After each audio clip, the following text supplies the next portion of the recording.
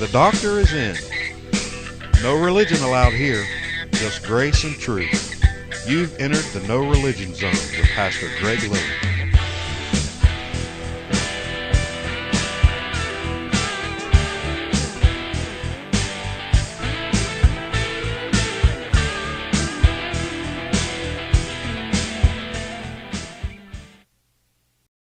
Hey, you just entered the NRZ, the No Religion Zone. And we are still talking about the beginning. We're starting this series on the beginning. This is our second episode of the NRZ. And I thought, what a better way to start and where to start, but in the beginning with the two trees. And we talked about, you got to go back and listen to that. It's on demand. Check that out. Because these are you're going to need the other ones. They run together. They don't stand alone. These messages are going to run together. So you're going to want to keep up with where we've been and where we're at, so you'll know where we're going. But we've been talking about the two trees. And last week we talked about death. What death was when God told them, if you eat from this tree, you'll die. What they unleashed into the world by eating from that tree. We talked about that. And we talked about how the law kills, the letter of the law kills, out of 2 Corinthians chapter 3. And so the law is in the tree of knowledge of good and evil. Let me tell you, the tree of knowledge of good and evil we defined is symbolic of, it's a counterfeit life, but it's not life, it's death. They're like the walking dead. You eat from this tree, you'll die. And we defined what death was last week. What is the tree of life symbolic of? Jesus. He said, I've come that you might have life. I am the way, the truth, and the life. So it's symbolic of Jesus. So either you go the way of religion, the tree of knowledge of good and evil, or you go to the way of life, Jesus. And that tree also symbolizes, the tree of knowledge of good and evil, symbolizes the Antichrist. It symbolizes the world system. And we talked a little bit about that last week. So where I want to go today, here's where I want to go. What caused Adam and Eve to run from God? Now remember, it says every evening, in the cool of the evening, God walked with Adam and Eve, and they conversed. And this was a daily thing. It's called relationship. It's called communion. And then after they ate from the tree, now listen, they run from God. They go and hide. God doesn't hide from them. God doesn't run away from them. God, in His love and compassion, is seeking them out. And so they run from God. Question: why did Adam and Eve run away from God? What would cause a little girl who loves her daddy and regularly jumps up on his lap, watch this, who jumps up on his lap, he comes home from work, she runs, and they have that little cuddle time together, and it's great, and it's good. And it's every evening, comes home from work. Well, one evening he comes home from work, and he asks his wife, where's little Susie? Where's Susie? Something's wrong. He's going to go looking for her. Now, she ran away from him. He loves her. He wants fellowship. He wants her on his lap. So he's going to go looking for her. So it's not the father that's pushing the little girl away because of something she did maybe wrong. It's because they ran away from God. Now, here's what's interesting. Why'd they do that? Something happened to them in their psyche when they ate from that tree that affected their spirit, man. And that was this. Paul gives us a clear understanding.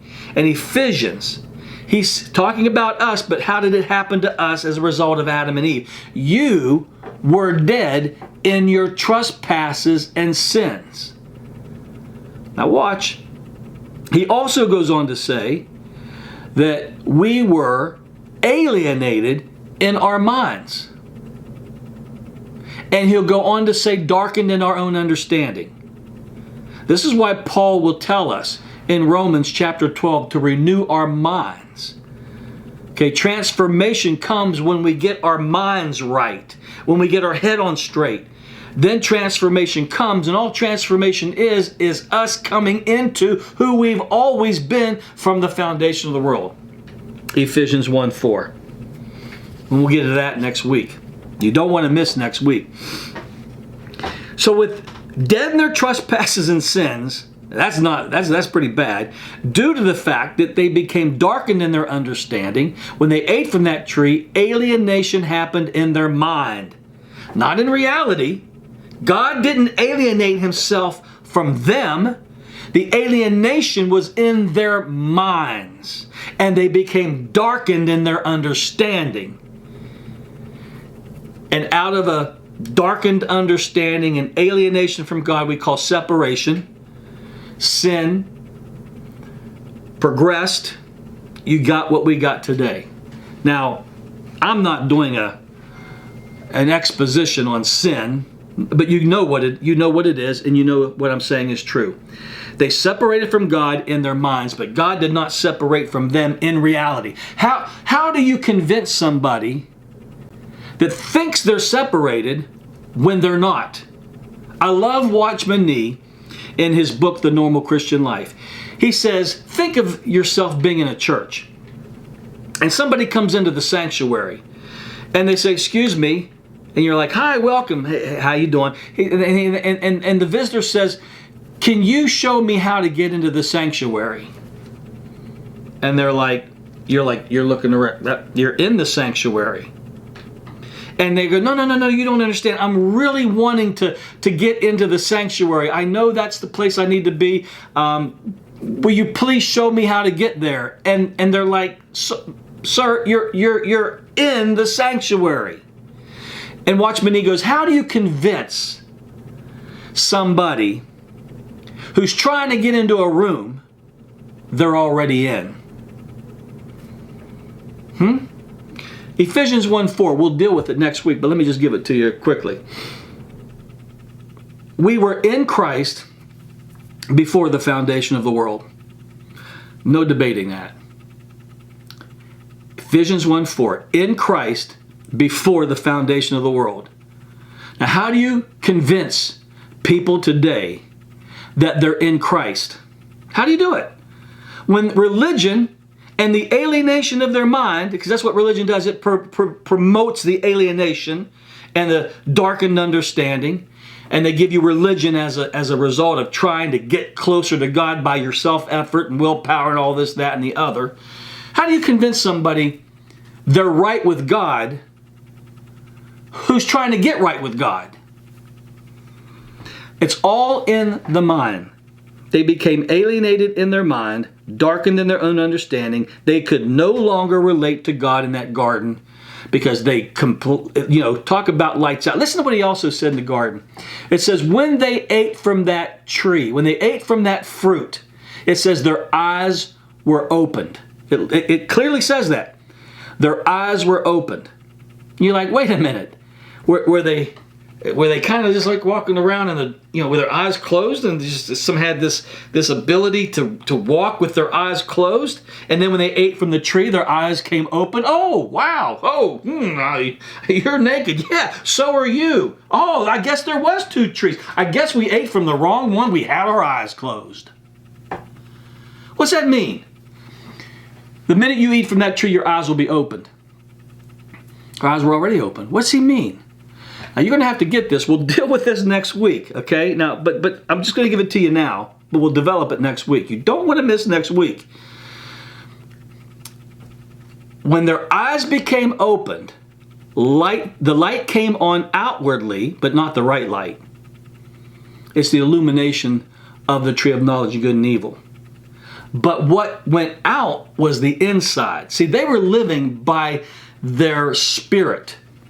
And their five senses and their spirit and their soul were so in sync. So in sync, there was not a division there at all. And the body, there's no division between the body, soul, and spirit. No division. It was a one unit working together their spirit and their mind, you couldn't tell which was what.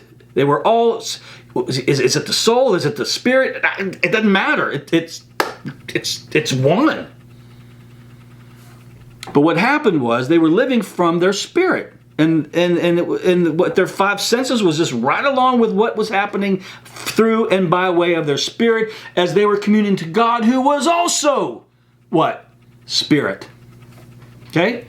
So when they ate from that tree, their eyes were open outwardly, but inwardly, the inward man, the eyes, the spirit, darkened. Out, lights out. Lights on the outside, lights out on the inside. And they will live the rest of their lives from the outside in, not from the inside out. We'll develop this. You don't want to miss what we'll develop that next week. But this is a good one. Today's teaching is a good one. So sit back and relax and take a deep breath, because once I start, I ain't stopping for the next 27 minutes. Okay? So they could no longer relate to God. They could no longer function in the garden. How could they? See, we think God says, get out of here and put those angels there, and I don't want you back. And it's like it's an angry God, and this is him getting back at them for eating from that tree. No, he says it's not possible to eat from the tree of life and the tree of knowledge of good and evil at the same time. You have lost not only your ability to relate to me, but you have lost your ability to relate to the garden. And so they could no longer function in the garden. Say, I've never heard that. Well, let me give you an illustration to kind of maybe show you why I believe that. Otherwise, keep them in the garden.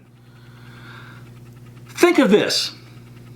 Let's say we go down to the Amazon, and we get a cannibal, some young 18-year-old cannibal who's never been out of the Amazon, grew up there. All he knows is that area, geographical area, the Amazon.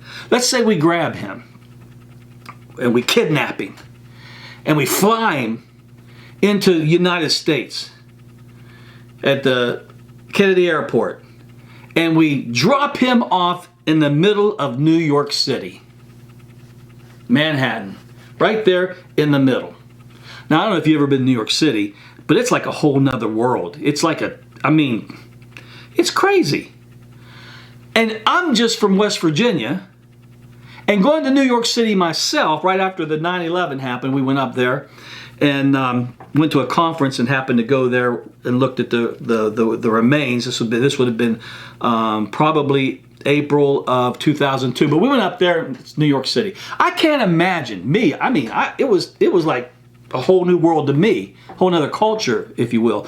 But can you imagine taking a guy from the Amazon, a third world country who doesn't know civilization at all, and he thinks that's the way it's supposed to be, and you drop that boy off and put him in the middle of New York City? How do you think he's going to function? He ain't going to know what he can't. He will not be. He'll make every possible mistake, get hit by a car, and he's dead. Huh? The traffic, it's inevitable. He doesn't even know what vehicles are. He'll get hit. He will die most likely within 2 days because he won't know how to cross a street. He won't know where to get something to eat. He'll venture off into a bad neighborhood somewhere. I don't know. But you know, it would be difficult for him to be able to function in New York City when he's lived in the Amazon all his life. Same thing with Adam and Eve. There is no way in the world that they're going to be able to function with God in that garden once the lights went out inside. They became darkened in their understanding, alienated from God, alienated from everything that is of God, and now they've got to go out there into the wilderness and live life from the tree of knowledge and good and evil. And when they do that, they're living under a curse. All right? Cursed is everyone. Does it not say? And Jesus takes that curse, but until Jesus takes that curse, they're under a curse. All right? Keep that in mind. They can no longer function in the garden. Now, I have thought And I hope I have enough time to develop this. Spent too much time on my introduction. I've thought of ways. I love illustrations. I love allegory. I love anything that helps me understand the Bible.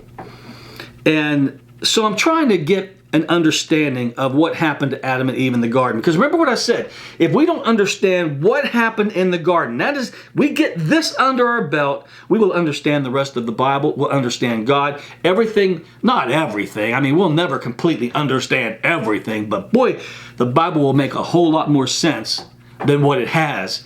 But if we don't get this two trees right, the trajectory of understanding the Bible and God and the whole plan of God, it gets fragmented. And then it gets confusing. Now, I'm looking for ways to understand what happened in Adam and Eve in an illustration that God showed me, and I thought, man, I have to. We taught this in our Bible study, I think probably around 2018. But anyway, check this out. Let's visualize, let's fantasize a little bit, or actually this stuff's really happened in real life. Let's say a woman's getting ready to give birth in the hospital, and the doctor comes in and she goes through her labor, goes through everything, and gives birth to a little baby girl. And they take her away, to clean her up, whatever. And somehow, now it doesn't happen today much, but it has happened in the past. It may still be able to happen today, but let's say she gets kidnapped at birth. That's an awful thing. So let's say her mom and dad are really two good people, and they're wholesome people, good values, good principles. This girl's going to be raised in a good, godly home, and she's going to lives in a great neighborhood. She's going to be able to be sent to the best of schools, and her life is pretty well mapped out to be good, as best as it can be in a world we live in. But it's going to be a good life. But it doesn't get to happen, does it? Because somebody kidnapped her. Well, what kind of people do you think is going to kidnap a kid? A child, a baby? Ruthless people, evil people. And so let's say that this happens in Maryland, and they take this baby clear to California, okay? Takes them clear to California and raises them like in the Manson family, all right? And raises them in evil and sin and disgust. She's abused physically. This little baby, the girl's going to be abused sexually, and she's going to. I mean, can you imagine if it was Charlie Manson who's going to raise this kid with his ladies? And this is the culture she's going to be raised in, and they're going to tell her name is Susie Manson. Well, it's not her name, but that's who they're going to call her, and they're going to raise her in the darkness of their mind and understanding. And she's going to be raised in the worst possible conditions. Versus, had she been able to stay with her real parents, she would have had a decent life. But man, this isn't really life. All right, so the analogy breaks down because we know all life is separation from God until we're awakened in our understanding of who we are. But follow the analogy, this illustration here. So this girl's raised till she's probably 15, 16. Somehow, maybe Ancestry.com. I don't know, but they connect, and the girl finds out, wait a minute. This lady, that could be my mother. I thought you were my mother. I have a dad. Charlie, I thought you were my dad. And now she's just like, I don't know who I am. She doesn't know who she is. Well, make a long story short, they get together. And she's like, listen, do you know how hard that would be on somebody that's 15 years old and all their life, this is my mom and dad? And because she thought that she loves them, she doesn't maybe like what they do and how she's raised, but this is the only thing she knows. This is the life she only knows. See how difficult it would be? Now she's underage, so guess where she's going to end up? With the real mom and dad. Is that not going to be tough on her? Is that not going to be tough on her? That she's now going to be raised with a whole new set of parents, a whole new community, a whole new culture, a whole new way of living. And didn't Paul say that this is a new and living way? Huh? So Paul tells us as we are open and awakened to our righteousness and our identity, he calls it a whole new and living way. Old things pass away, all things become new, right? It's going to be hard. Her whole life now, from 15 on, she's going to have to renew her mind on who she really is. Now, is she going to be able to turn her back on Charlie and the ladies there that raised her? It's going to be tough because she's going to... Now, you know what? You're going to understand why Jesus said to the Pharisees, your father's the devil and you do his bidding. Well, the devil's not really their father, but they're blind. They're darkened in their understanding, and they got kidnapped. We all got kidnapped, and we don't know any better because we're blinded by who? The God of this world, Paul says, has blinded the world. The God of this world's blinded us. We think that's our dad. He ain't no more our dad than the man on the moon is. But we don't know any better until we are awakened to who we are in Christ and true righteousness. Now think of another bad story. A 8-year-old girl gets abducted. Maybe not kidnapped at birth, but maybe abducted. And this guy she knows is not her parent, but she's with him. And he you know how that scenario would go. And then after 2 or 3 years, he has talked her into that he's her true guardian, lover, father. I don't know. It's all twisted anyway. And then when the cops find her, or when somebody sees her on a milk carton and they go get her, she's got Stockholm Syndrome. And now she has to be reprogrammed. Now whatever scenario you want to use, this is kind of like what happened in the garden. The kidnapped at birth, abducted, taken out of the family of God, wrongfully, and placed in a matrix, a construct that's not ours. It's not real. It's not what God designed for us. And so our whole life, once we're awakened to our identity and who our Father truly is, folks, you realize this is going to be a whole new way of living, which means you're going to have to renew your mind daily to enter into your new identity that Paul calls transformation. Something to think about. Our whole life, we're going to be unlearning what they told us. So, you know the movie The Matrix, and there's a movie with Ben Affleck.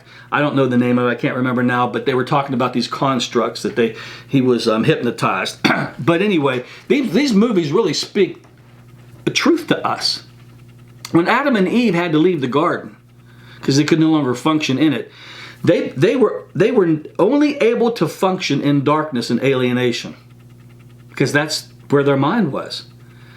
They couldn't function anymore in the garden. So now they had to create another world. And so that other world begins, and call it a matrix, and Jesus is your red pill. I don't know, however you want to do it. But the fact is, when you awaken to your righteousness and you awaken to the new birth, to where you're born again, you see the kingdom, John chapter 3, and you see who you've always been, and you walk that out. Then you realize, wow, man, this is amazing. However, now get this, religion doesn't tell you this, because religion is from the tree that has given you a false identity. You know what religion tells you? You're never good enough. Religion tells you that you're a sinner and God calls us a saint. What are you? Well, we're both. That's a false identity. You're not a sinner. Listen, do you sin? Yeah, well then you're a sinner.